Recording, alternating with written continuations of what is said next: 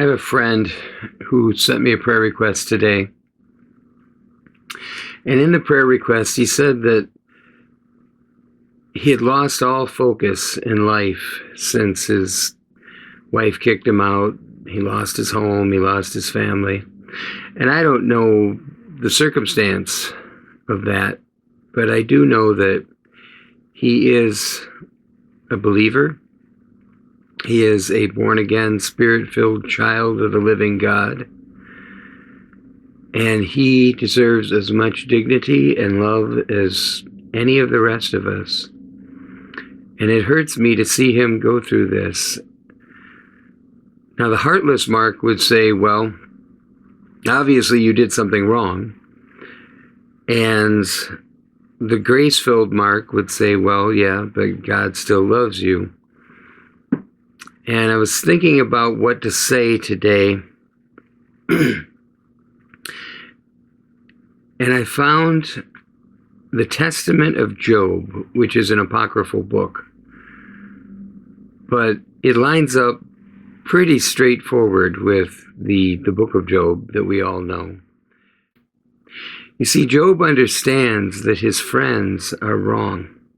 The friends that come to him and say, look, just confess, you've obviously done some sin, and that's why God is doing this. But sometimes that's not the case. Sometimes you just lived your life and something happened. Now, in the Testament of Job, it goes on to describe why Job went through those trials and why God said to Satan, have you considered my servant Job? But are any of you going through anything right now that you're struggling with, that you say, God, why? Why me? Why am I going through this? Or the other side of it, which is beating yourself up. I'm so stupid. Why? I do that.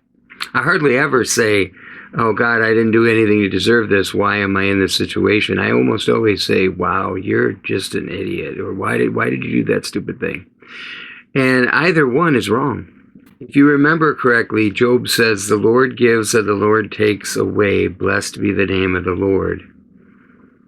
And then God comes and corrects his theology. God comes and says, well, who are you to question? Do you have a full understanding? And of course, none of us have a full understanding of why. All we can do is hang on and wait. I've been going through a real struggle the last few weeks over some things that are private, and I'll just keep them to myself. But during it all, even when the Lord is silent, I know where my help comes from. I know who I've served and who I'll continue to serve. And some days that has to be enough. Some days it's all you can do to get through the day. But at the other side of it, there's a victory. At the other side of it, there is healing. There is purpose. And even if you don't see it in this lifetime, you will see it. And you will know. You'll stand face to face. And I happen to think that when you stand face to face with God, he's probably just going to take you in his arms and hold you and hug you and love you. And that will be enough. Look forward to that. Well done, good and faithful servant. It's about the best reward, the best payment that you can get. Hang in there. Hang in there. God bless you.